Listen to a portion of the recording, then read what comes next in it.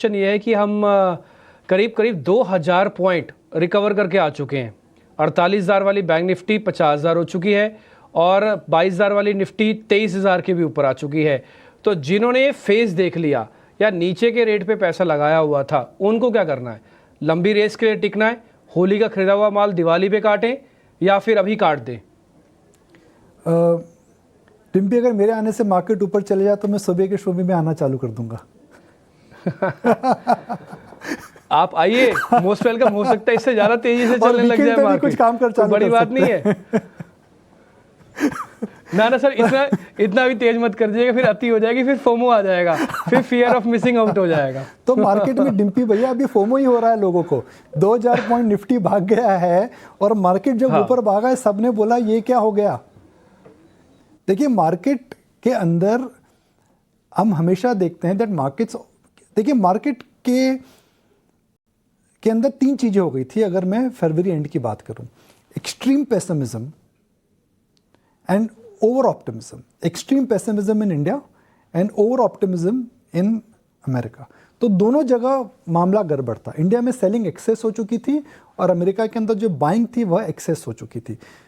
शायद इस डेटा की हम बात कर चुके हैं डिम्पी, पर मैं दोबारा बताऊंगा कि जनवरी के पीक में 70% of the world market cap was in America. 60% of the total debt in the world was in on America. American government के पास था, and household debt included, and they represent only 5% of the total population. तो सोचिए 5% की आबादी दुनिया की और उसके अंदर 60% डेट था और 70% मार्केट कैप थी। तो वह जो ये वन साइडेड ट्रेड था वो बबल फूट चुका है। उसकी वजह से पैसा चाइना, इंडिया और यूरोप में जा रहा है। यूरोप इस समय एक रिबाउंड ट्रेड है जिसके अंदर बड़ी तेजी नहीं आ सकती है बिकॉज वहाँ पे स्ट्रक्चरल इश्यूज हैं। चाइना इस समय टैक्टिकल ट्रेड है बिकॉज 2-3 साल 10 साल से कहीं नहीं गया, सस्ता है, चाइनीज इकोनॉमी में कुछ अच्छी चीज़ें हो रही हैं। और इंडिया कंपाउंडिंग ट्रेड है। अब आपने बात करी लोगों को क्या करना चाहिए, तो आपको उसी तरह से समझना पड़ेगा जैसा मैंने बताया कि आपने जो पोर्टफोलियो है, आपका पोर्टफोलियो का क्लासिफिकेशन क्या है। अगर आप एक रिबाउंड ट्रेड के लिए आपने पोर्टफोलियो लिया है तो रिबाउंड ट्रेड एंडलेस ट्रेड नहीं है। 2-3-4% पे मार्केट में रेजिस्टेंस आ जाएगा बिकॉज मार्केट इस समय आप एक कंपाउंडिंग मार्केट के अंदर हैं डिम्पी, जहां पर आपकी पोर्टफोलियो कंपाउंड करेगी इन लाइन विथ अर्निंग्स।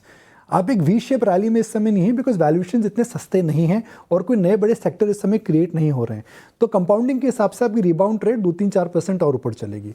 अगर आप एक टैक्टिकल ट्रेड में है तो मुझे लगता है कि आपको ऐसे शेयरों में जाना चाहिए जहां पर second half will be better than first half.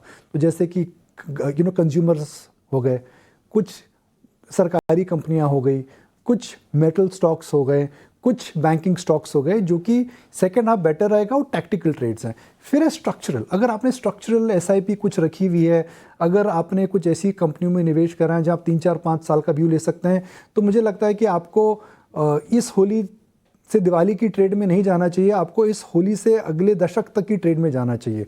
तो वो डिपेंड कर रहा है कि आपकी रिस्क एपेटाइट और आपका टाइम फ्रेम और आपकी क्लासिफिकेशन क्या है इस समय।